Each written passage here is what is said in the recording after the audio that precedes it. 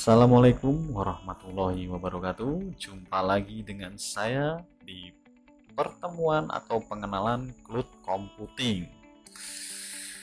Jadi pertama, ini kabarnya gimana ya selama perkuliahan secara daring? Saya rasa Anda bisa mengikuti, memahami, dan jangan lupa Anda selalu memantau hasil dari diskusi forum. Apa itu cloud computing? Ini masih sebenarnya tidak banyak orang yang bicara di sini ya, tapi biasanya gini, cloud computing ini tidak disadari tapi sering kita lakukan tanpa kita menyadari. Padahal kalau kita lihat, cloud computing ini memiliki peran yang cukup bagus, cukup banyak juga dalam kehidupan kita di era yang digital ini. Terutama kalau tiba-tiba kalian pas kerjakan skripsi, mengerjakan tugas proyek di Excel, Word, atau bahkan juga mengerjakan tugas pemrograman, tiba-tiba mati listrik, atau bahkan juga komputer Anda rusak, harddisknya juga ikut rusak, atau HP rusak juga waktu kita menggunakannya. Di sini peran cloud computing sangat tinggi sekali. Jadi nantinya tidak ada alasan bahwa HP saya rusak, komputer saya rusak, PC saya rusak karena saya tidak bisa atau membuktikan data yang sudah saya kerjakan ini benar-benar dikerjakan. Jadi cloud computing ini merupakan istilah dari cloud yang diartikan sebagai internet, dan computing ini sebagai komputernya, jadi internet computing. Definisi dari cloud atau komputer awan ini proses pengolahan daya komputasi melalui jaringan internet yang memiliki fungsi agar dapat menjalankan program melalui komputer yang telah terkoneksi satu lain pada waktu yang sama. Jadi misalkan saya atau Anda ingin mengerjakan tugas kelompok. Tugas kelompok ini Anda mengerjakan satunya di rumah A, satunya dikerjakan di rumah B. Karena tugasnya ini satu file dokumen, ini bisa kita coba contohkan di cloud-nya Google ya. Nah, maka otomatis itu juga teman satunya mengerjakan langsung nyimpen dan langsung tersimpan, teman 1B mengerjakan langsung tersimpan, di situ langsung terlihat hasil. Oh, hasil yang dikerjakan teman ini seperti ini. Dan meskipun komputer Anda nanti tiba-tiba rusak, ya meskipun kita tidak menginginkan ya, tiba-tiba rusak ada masalah, maka otomatis Anda bisa langsung menangani atau bisa mengambil melalui komputer lain, karena tempat dari filenya tidak lagi di komputer Anda tapi berada di komputer awan atau berada di internet yang kita bisa mengambil sewaktu-waktu. Tapi ya tergantung dari jaringan yang tempat kita penyedia layanan cloud computingnya. Kemudian juga cloud computing ini sebuah teknologi yang menjadikan internet sebagai pusat server untuk mengelola data dan juga aplikasi pengguna. Jadi cloud computing ini memudahkan untuk menjalankan program tanpa harus menginstal aplikasi terlebih dahulu, dan memudahkan pengguna untuk mengakses data dan informasi melalui internet. Jadi kalau kita ngomongkan cloud, sudah cloud itu tanpa aplikasi. Ya aplikasinya ya penyedia jasa cloud-nya itu atau yang berhubungan dengan cloud-nya itu sendiri. Kemudian juga definisi dari cloud computing ini enaknya ini kita tidak perlu membuat atau menginstal aplikasi, yang jelas ya bisa membuka di mana saja, kapan saja, tanpa terbatas waktu. Hanya seperti itu. Jadi misalkan kita pinjam temen laptop temen, nggak masalah pinjam laptop temen, tapi kan akun kita sudah berbeda, isi konten kita juga sudah berbeda. Jadi tempat penyimpanannya juga sudah berbeda. Ini untuk kebutuhan konvensional. Tapi sekarang saya rasa semuanya sudah mulai dibentuk cloud atau satu jaringan routing.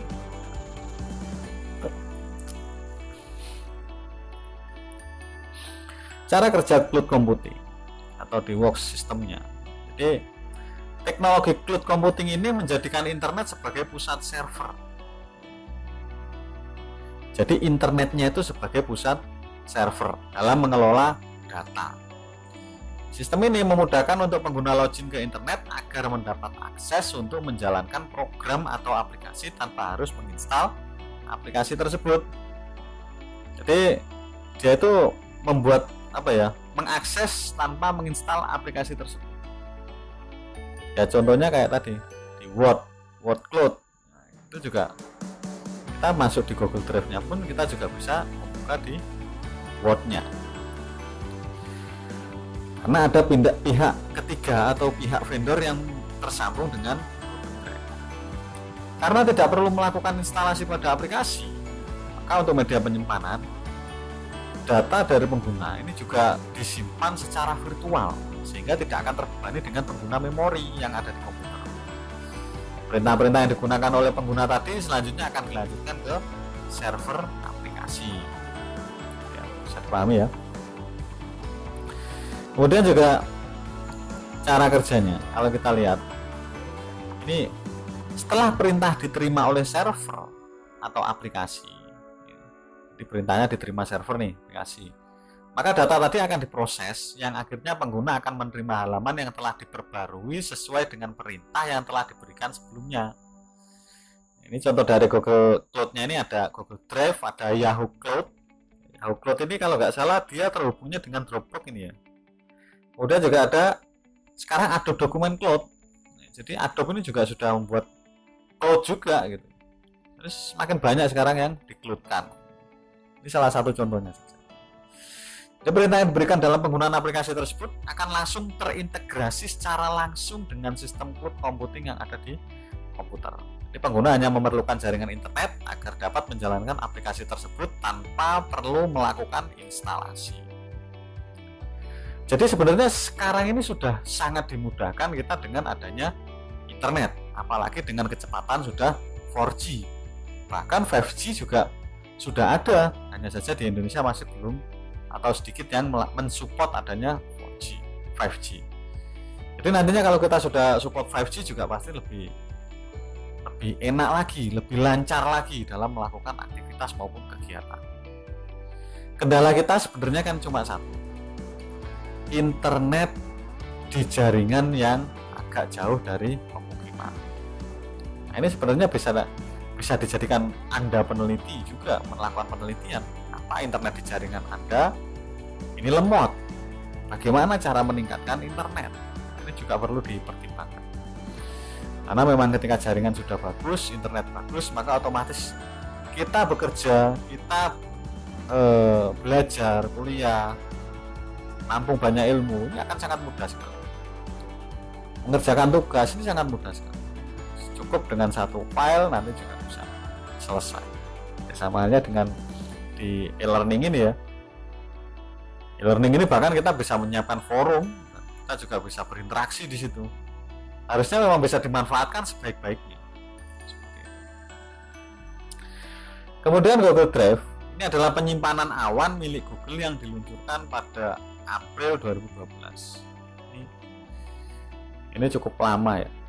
Jadi waktu saya dulu memang belum ada Google Drive. Ini memang kita tergantung pada flash disk.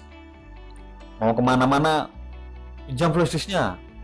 Mau kemana-mana, aduh flash disknya kena virus, takut kena virus, macam-macam lainnya. Jadi ketika kita sudah menggunakan cloud, data kita bisa kita simpan di dalam komputasi awan atau cloud computing tadi, tanpa kita harus perlu mengkhawatirkan apakah data kita nanti akan kena virus atau tidak. Jadi kita tidak mengkhawatirkan hal tersebut karena kita mengakses server, bukan membuka server di dalam halaman atau apa ya istilahnya, mengotori kita ke dalam untuk halaman itu sendiri, server itu. Maka otomatis kita akan satu hal kemajuan, yaitu kita tidak perlu lagi takut data kita akan terkena virus. Itu yang pertama kalau kita menggunakan cloud computing atau Google Drive. Google Drive sendiri banyak ya sekarang ya, maksudnya banyak ini macam-macam pelayanannya, mulai dari penyimpanan yang 1 tera, ada yang 100 giga, 30 giga, tergantung kebutuhan kita ya, dan pastinya juga berbayar seperti itu. Kemudian juga ada Yahoo Cloud, ini kerjasama dengan Dropbox tadi ya, ini ya juga sama, Adobe Document Cloud juga sama, dan masih banyak hal lainnya. Sebenarnya seperti apa fungsi cloud computing ini? Kalau dalam kehidupan sehari-hari biasanya kita melihat di perkantoran menggunakan banyak komputer untuk menjalankan perusahaannya. Dengan keadaan seperti ini meningkatkan penggunaan komputer semakin meningkat, sehingga membuat pengguna harus menggunakan media penyimpanan yang lebih besar dan menjadi prioritas di skala bidang. Di media penyimpanan terpusat pada server salah satunya. Kemudian juga ada keamanan data, lebih murah dan tahan lama. Jadi teknologi cloud computing ini memudahkan pengguna untuk menyimpan data secara terpusat di satu server. Kemudian juga dari segi infrastruktur, pengguna tidak perlu lagi menyediakan seperti data center, media penyimpanan yang sudah tersedia secara virtual oleh cloud computing. Jadi kalau di Stikom rencananya memang, nah ini karena memang kemarin ini habis ada perbaikan di e-learning juga, kita akan mencoba untuk membuat cloud-nya Stikom. Di cloud-nya Stikom ini nantinya juga akan kita simpan data center, terutama sistem atau aplikasi yang memang bisa digunakan, aplikasi yang memang bisa digunakan atau bisa diunduh oleh mahasiswa. Jadi kalau ada pakai aplikasi ini ya nggak usah minta-minta lagi wes, ya wes download aja langsung di cloud yang sudah disediakan oleh Stikom nanti seperti itu. Kemudian juga keamanan data ini dalam penerapan teknologi cloud, ini penyedia cloud telah menyediakan jaminan data. Jadi biasanya kalau kita menggunakan cloud, data itu tidak mudah korup atau rusak. Jadi platform teknologi jaminannya ISO lebih aman dibandingkan metode konvensional saat ini. Kalau metode konvensional saat ini ya komputer yang bisa terpengaruh dampak ya, dampak banjir, dampak macam-macam, dampak lingkungan, AC bocor, dan juga kalau kita di cloud ini insya Allah datanya lebih aman dan juga lebih murah dan tahan lama.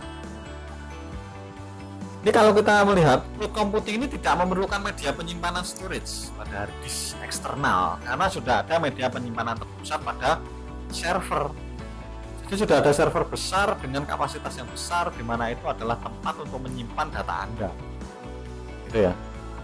Karena semua produk hardware atau fisik biasanya memiliki masa pemakaian. Setelah masa pemakaian tersebut biasanya akan terjadi beberapa kerusakan dan berfungsi tidak optimal dan sering terjadi error. Ini yang jadi pertimbangan. Jadi kalau Anda menggunakan cloud, kenapa lebih murah? Karena kalau kita pakai hard disk, entah itu internal, eksternal, itu tetap saja itu nanti akan termakan oleh waktu. Sedangkan cloud yang memakan adalah biaya. Itu ya wajar lah, biaya tetap aja, biaya nanti untuk melakukan pergantian atau bentuk fisik dari hard disknya di server utama cloud computing. Ketika mereka mengalami permasalahan, kerusakan atau apa, mereka bisa langsung membackup dan juga ada gantinya.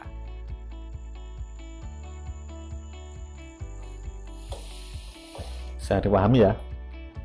Jadi aman, murah, tahan lama. Sebenarnya kan juga kalau di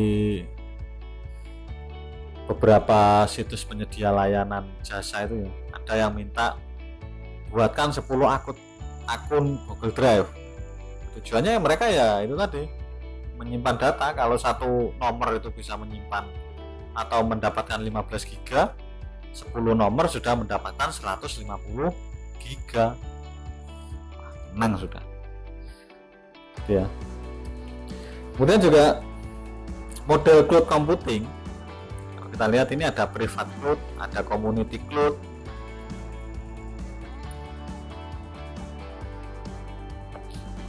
ada public cloud, hybrid cloud, semacam ini kalau kita melihat modelnya.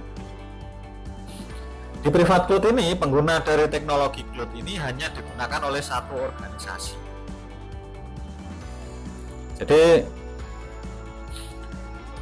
secara garis besar ya, pengguna private cloud ini untuk interaksi bisnis, sumber daya cloudnya bisa diatur dan dioperasikan hanya oleh organisasi atau perusahaan yang sama ya, sama halnya dengan kalau di Stikom nanti saya membuat cloud, meskipun menggunakan vendor yang open source ya, tapi tetap saja namanya cloud karena nanti akan coba saya tanamkan di server.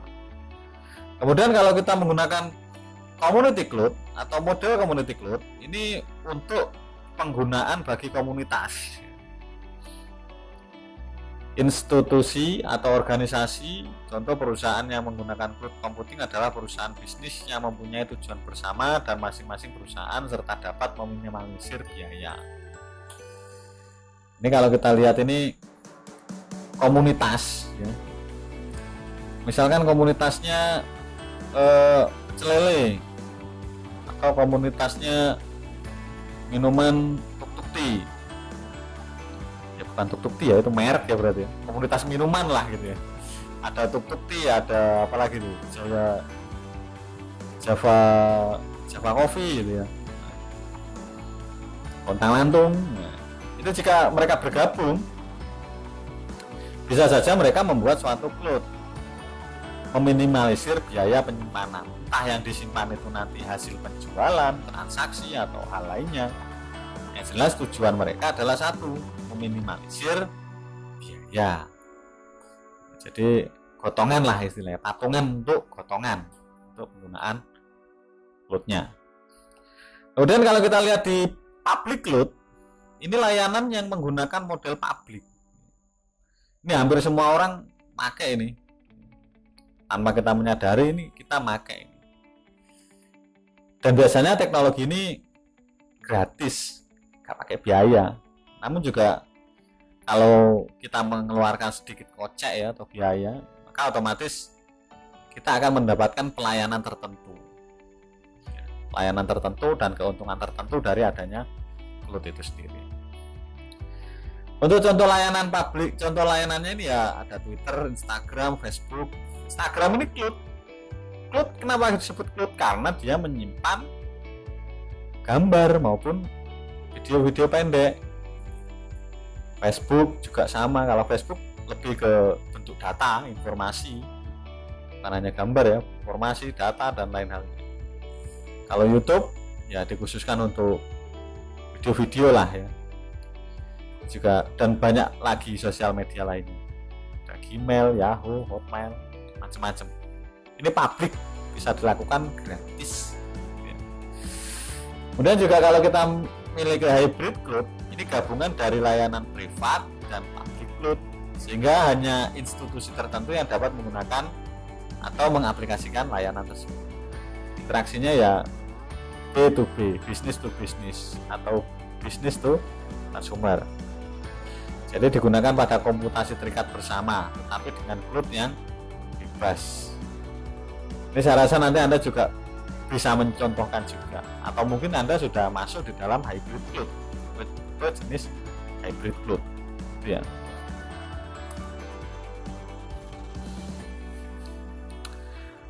Nah, di model cloud computing ini, private cloud ini dari teknologi ini digunakan oleh organisasi perusahaan saja, privat ini. Jadi tidak ada boleh yang tidak bisa orang mengaksesnya. Biasanya ada jalur khususnya juga. Komunitas ini sama ya. Untuk pengguna institusi, organisasi, perusahaan, dan juga ada publik. Kemudian dari keuntungan cloud computing ini apa kira-kira keuntungannya ya? Jadi kalau kita melihat ini bisa menghemat biaya investasi awal.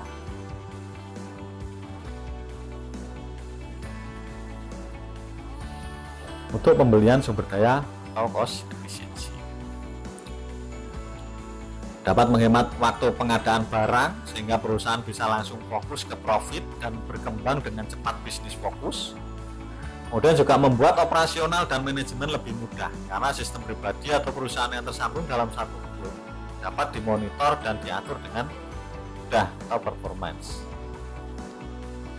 Dan kolaborasi yang terpercaya bisa terjadi ya, lebih ramping serta dapat terhubung secara luas. Hemat biaya operasional saat reliabilitas ingin ditingkatkan, aplikasi dikembangkan, dan critical sistem informasinya dibangun. Jadi keuntungannya banyak sekali nih cloud ini. Namun juga di samping keuntungan ada juga beberapa kelemahan ya. Kalau kita lihat akses jaringan cloud ini menjadi lambat jika internet mengalami permasalahan ya. Intinya juga di internet ataupun kelebihan beban. Jadi misal yang akses terlalu banyak ya, kalau penyedia layanannya dia tidak bagus, lambat, lemot. Istilah Jawanya itu rego nggawa rupa gitu ya. Jadi kalau layanan cloud-nya itu bagus ya, maka otomatis kecepatannya pun juga akan bagus juga. Meskipun internet tidak terlalu cepat. Kemudian perusahaan juga tidak memiliki akses langsung ke sumber daya yang disediakan oleh pihak cloud. Jadi semua bergantung dari kondisi vendor atau penyedia layanan cloud computing. Jadi jika server vendor rusak atau punya layanan backup yang buruk, maka perusahaan akan mengalami kerugian besar. Misalkan ada cloud murah abal-abal gitu ya, murah 100 giga gratis, jangan coba-coba. Kalau cuma buat nyimpen film koleksi favorit atau mungkin juga musik favorit, nggak masalah. Tapi kalau buat menyimpan data perusahaan, data transaksi perusahaan besar 100 giga gratis, nah, misal ada masalah dengan servernya ya jangan nyalahkan servernya, gratis. Nah, dari itu juga perlu dipertimbangkan penggunaan atau kelemahan cloud computing. Jadi selain hal itu, hal terpenting lainnya dari perangan sistem cloud adalah keamanan, di mana dalam setiap pertukaran data antara pengguna dan server dapat terjadi suatu penyadapan atau pencurian data. Ini yang tidak bisa yang agak sulit kita hindari. Jadi seperti itu.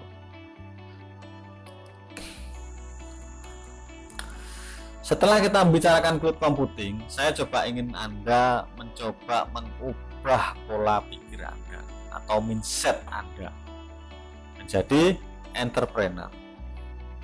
Ini kemarin juga masuk di salah satu kurikulum juga ya. Jadi tujuannya ketika mindset kita ini diubah, pola pikir kita diubah, sudut pandang kita terhadap sesuatu ini diubah, yang tertangkap oleh indera menghasilkan sikap yang lebih atau perilaku yang lebih baik, atau bisa diartikan semacam filter diri.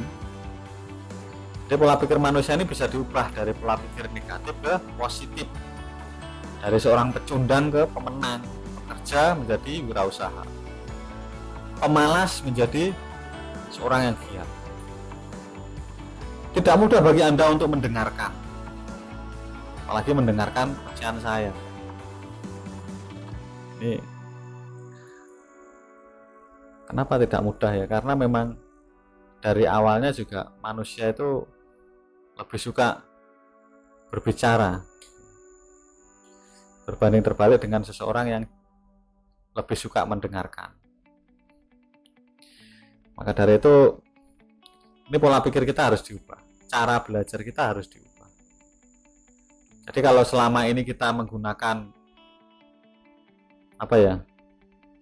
banyak kegiatan belajar, berusaha ini mengandalkan komputer, harapannya kita juga harus bisa beralih juga bagaimana pola pikir kita tingkatkan lagi, bukan hanya komputer, penyimpanan, tapi bagaimana memanfaatkan fasilitas yang ada atau bahkan mengembangkan fasilitas yang ada.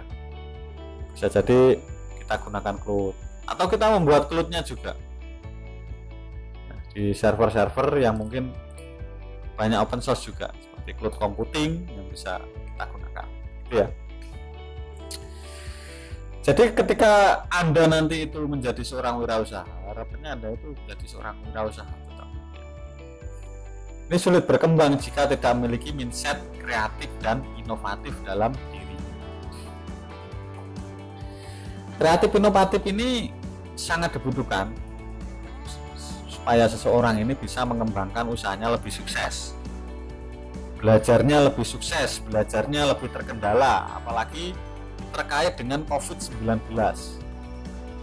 Kalau ada ide-ide usulan, ini harapannya bisa didiskusikan juga di forum. Saya juga nanti akan menyediakan ide-ide usulan Anda yang membuat pembelajaran lebih baik ini seperti apa. Jangan hanya mengkritik. Mengkritik itu tidak akan menyelesaikan masalah. Justru Anda akan dihargai ketika Anda memiliki suatu kreativitas atau inovatif, entah wirausaha ataupun juga dalam belajar. Misal dalam belajar ya mungkin Pak, supaya efektif tatap muka nggak masalah.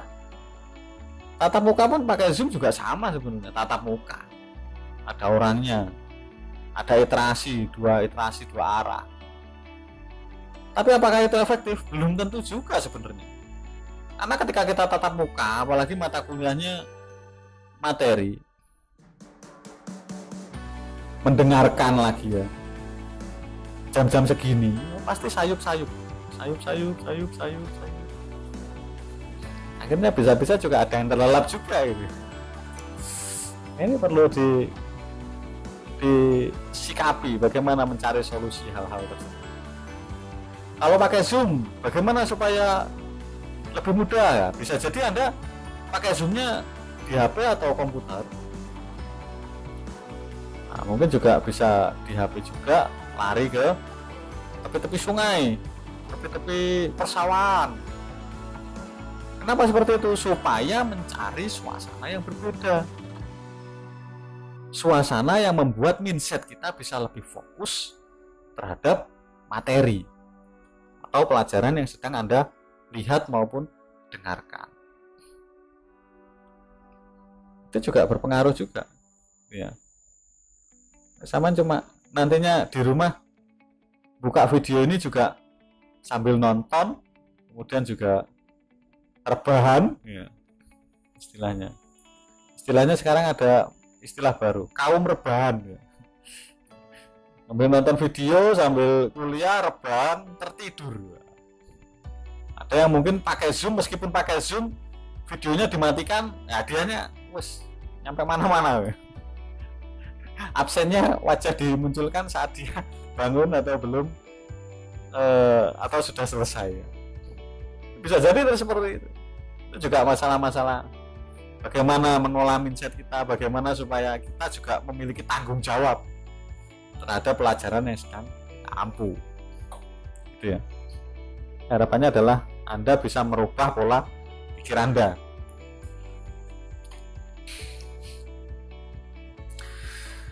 Sebenarnya kalau mindsetnya ini mindset entrepreneur atau mindset wirausaha, yang pertama ini Anda berani ngambil risiko.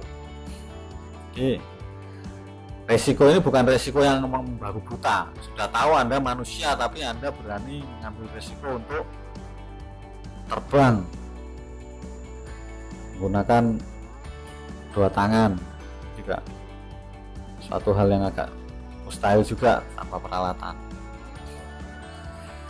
Jadi kalau kita seorang entrepreneur, seorang yang berani mengambil risiko dengan berpikir optimis di depan bahwa hal tersebut pasti bisa dicapai, tentunya bukan optimis buta. Kenapa orang sukses berbisnis tidak banyak? Karena memang sedikit orang yang berani mengambil risiko. Itu ya. Dan ketika kita berani mengambil resiko, semakin besar resikonya, semakin besar yang kita dapatkan. Makanya kalau saya sendiri ngomong resiko, apalagi kalau resiko utang, wah itu juga agak berat. Taruhannya juga bagaimana kita mempertanggungjawabkan antara hal yang kita lakukan, kegiatan yang kita lakukan ini harus benar-benar selaras, harus benar-benar terstruktur, dan memang sudah ada niatan yang kuat ke situ. Karena nanti hasilnya di luar dugaan, berarti itu ada nasib yang masih belum berpihak pada kita. Itu yang perlu diperbaiki. Mungkin juga banyak doa, banyak sedekah, itu juga akan menambahkan atau mengurangi resikonya.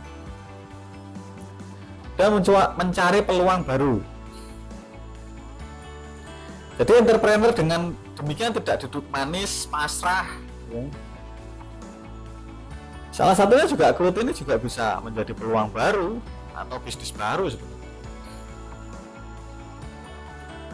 Ya bisa jadi ketika Anda memiliki suatu file-file penting atau sistem penting di mana Anda hanya menyewakan, tidak menjual. Sebagai contoh, supaya orang mudah akses filmnya anime, Anda cari itu film anime, limet satu-satu dari berbagai situs, gabungkan satu-satu, dan di situ Anda menambahkan keterangan, film ini saya berikan tanpa adanya iklan. Di mana ya? Mungkin bisa di Google Drive, bisa di Dropbox, tanpa ada iklan. Saya tampung di sini. Kemudian saya bagikan file atau link di dalam foldernya. Tapi dengan satu catatan. Jadi ketika film ini saya bagikan, Anda harus menyewa ke saya. Hitungannya nyewa film. Sama kan dengan kita dengan book, ya, atau juga view media-media penyimpanan cloud film lainnya, sama seperti itu sebenarnya. Mereka menjual filmnya kembali.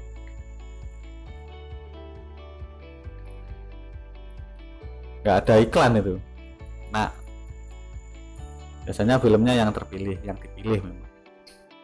Itu juga kesempatan. Sekarang sudah nggak ada rental film. Tinggal bagaimana kita mengemas film-film yang dibutuhkan di masyarakat. Itu salah satu contoh saja. Dan masih banyak hal lainnya yang bisa kalian lakukan. Ini adalah mencari peluang baru supaya Anda memiliki mindset entrepreneur yang bagus.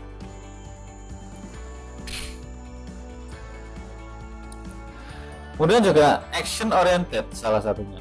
Seorang pengusaha entrepreneur fokusnya adalah pada tindakan eksekusi, bukan hanya berhenti pada ide saja. Banyak orang ini terjebak dalam ketakutan dan berhenti hanya pada ide. Alasannya karena belum sempurna lah, nanti dulu lah. Itu pokoknya alasan pecundang lainnya. Saya pernah mengalami hal seperti ini. Pernah sekali. Apalagi kalau umur-umur muda ya, masih labil. Itu kebanyakan mereka banyak alasan, istilahnya gitu. Kayak alasan gitu. Orang dulu itu. Harusnya memang ketika kita mencoba berusaha, maksimalkan di situ. Apapun hasilnya, maksimalkan di usaha itu. Karena usaha yang maksimal tidak akan mengingkari hasil yang maksimal. Gitu ya.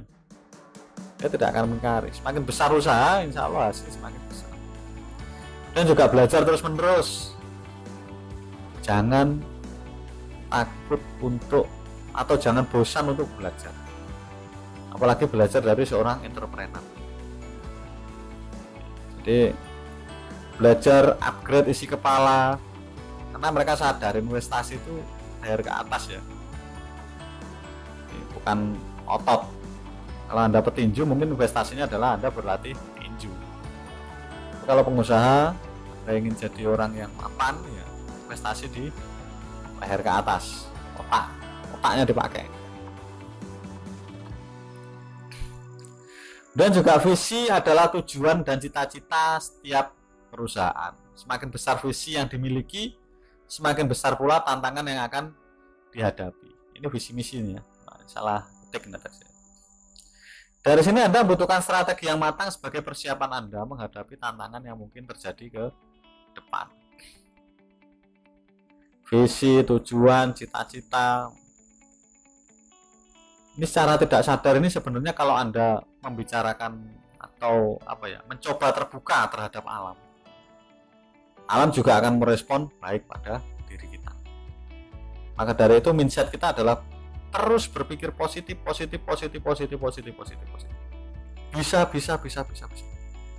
Insya Allah itu juga akan terwujud. Ya. Jangan pernah males.